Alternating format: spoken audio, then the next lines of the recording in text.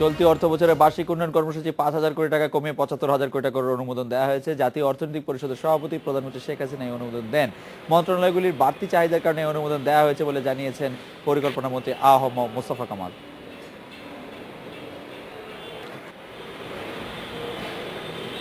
প্রতি বছরের শেষের দিকে এসে বার্ষিক উন্নয়ন কর্মসূচি এডিপি কাটছাড় করা হয়। একই ধারাবাহিকতায় চলতি বছরও তাই করা হয়েছে।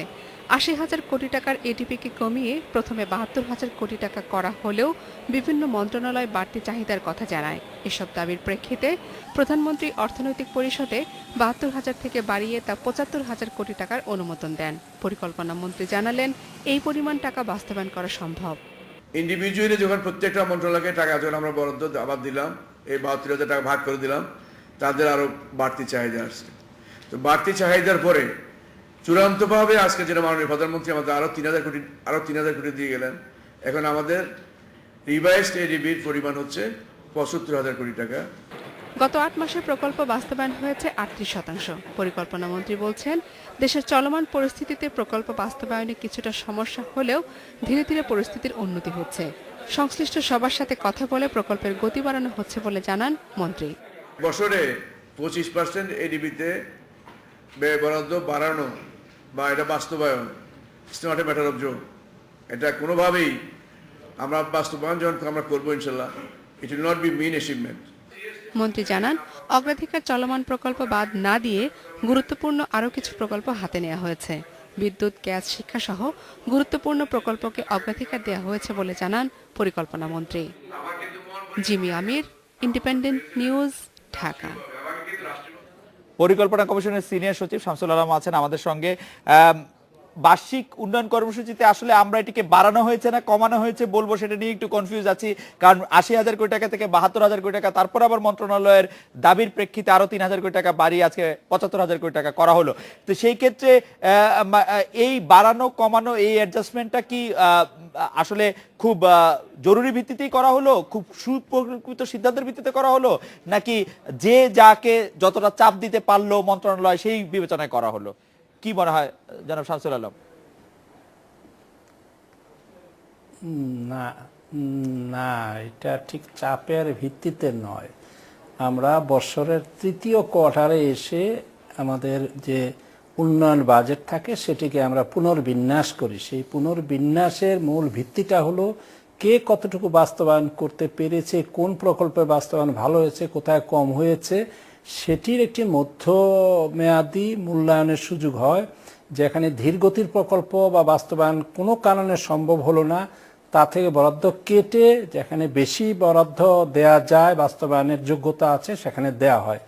এটি অর্থনৈতিক একটি সাধারণ ক্রিয়াকর্ম। এটা এইভাবেই আমরা উন্নয়ন প্রকল্প অনেক দিন থেকে এইভাবেই পুনর্বিন্যাস করে আসছি।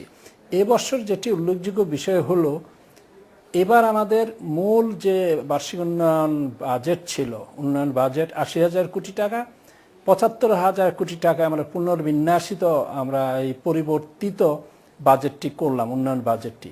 তো এটি মাত্র 7% কমানো হয়েছে।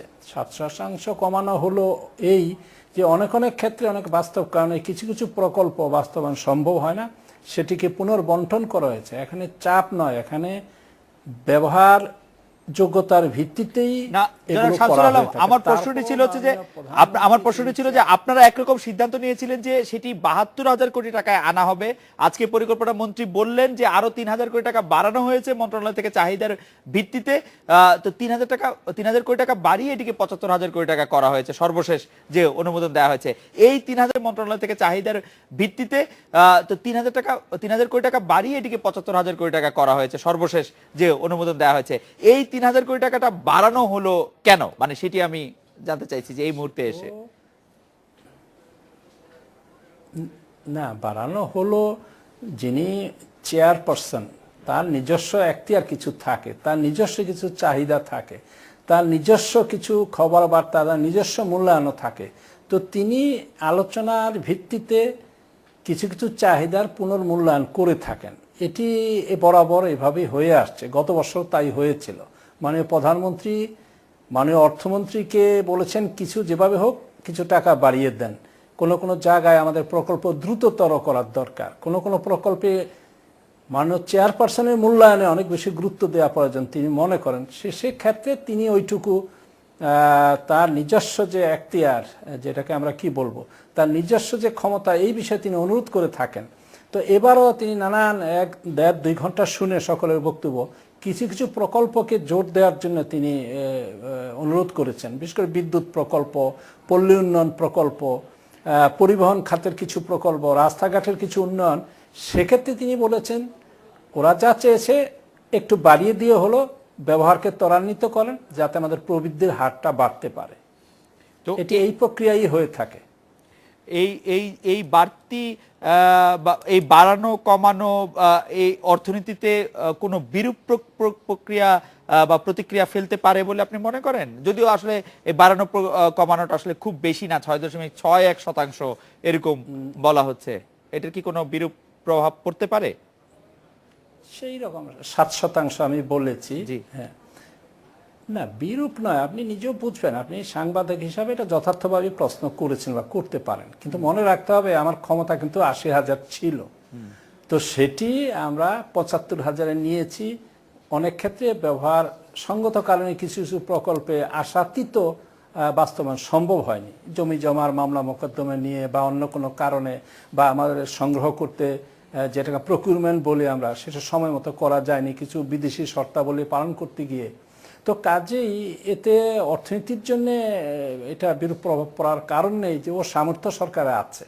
সামর্থ্য না থাকলে হয়তো বাজেট ঘাটতি হতো, আপনার বাজেট ঘাটতির সুযোগ নেই, কারণ 80,000 আমাদের হাতে ছিল, বরাদ্দই ছিল। আমি সর্বশেষ আপনাকে জানতে চাইবো যে এডিপি বাস্তবায়নের ক্ষেত্রে আমরা সর্বশেষ কোয়ার্টারে প্রবেশ করেছি, সেই বাস্তবায়নের শতকরা সংখ্যাটি এখন কত? বাস্তবায়নের হারের ক্ষেত্রে যদি আমি বলি, আমরা মোট কত ভাগ কাজ করলাম এডিপির ক্ষেত্রে, এডিপি বাস্তবায়নের ক্ষেত্রে?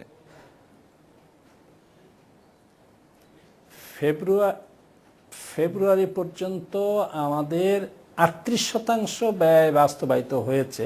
গত বছর হয়েছিল এই একই সময়ে, জুলাই থেকে ফেব্রুয়ারি হয়েছিল গত বছর 36, এবার 38% বাস্তবায়ন হয়েছে। কিন্তু টাকার অঙ্কে আবার এই ক্ষেত্রে 25,000 কোটি টাকা আমরা বেশি ব্যয় করেছি। তো এদিক থেকে বাস্তবায়নের হার সন্তোষজনক বলতে হবে। আপনি কি মনে করছেন যে আমাদের আগামী অর্থ বছর শুরু হওয়ার আগেই আমরা আমাদের 72% কাজ করে ফেলতে পারবো? যেই 72% আমাদের বাদ আছে, সরি 62, না সে নয়, বাট 62%, না 62 জি 62%, 62% হয়তো হবে না, কিন্তু আমরা সর্বোচ্চ পর্যায়ে আশা রাখছি আমরা 95-96% বাস্তবায়ন করতে পারবো। এটি মনে রাখতে হবে, অনেক কাজ সম্পন্ন হওয়ার পরে টাকা কিন্তু আমরা ছাড় করি, ফিজিক্যাল কাজ ভৌত কাজ হয়তো হয়ে যায়, কিন্তু বিলটি হতে পর্যবেক্ষণ মূল্যায়ন করে বিল পেতে 1-2 মাস 3 মাস পরে বিল। আমরা এই 38% যেটা বলেছি এটা টাকার অঙ্কে, হয়তো অনেক ক্ষেত্রে যেটা ভৌত প্রগ্রেস, ভৌত যে অগ্রগতি অবকাঠামো, সেটা হয়তো 42 বা 48% হয়ে গিয়েছে। আমাদের হাতে এপ্রিল, আমাদের 62% না পৌঁছাতে পারলেও সার্বিকভাবে, মানে আমাদের হাতে এপ্রিল মে জুন এই 3 মাস আছে, আপনি মনে করছেন যে আমরা অন্তত 95-96% বাস্তবায়নের ক্ষেত্রে পৌঁছাতে পারবো 3 মাসে? আশা করা যায় আমরা পারবো, সেটি আমি চেষ্টা করা হচ্ছে সার্বিকভাবে এটা যাতে বাস্তবায়ন করা যায়। সার্বিক এডিপি বাস্তবায়নের ক্ষেত্রে গত অর্থ বছরে আমাদের হারটি কত ছিল? গত অর্থ বছরে আমরা কতখানি অর্জন করতে পেরেছিলাম এডিপি বাস্তবায়নের ক্ষেত্রে? 95%। জনাব শামসুল আলম, আপনাকে অনেক ধন্যবাদ।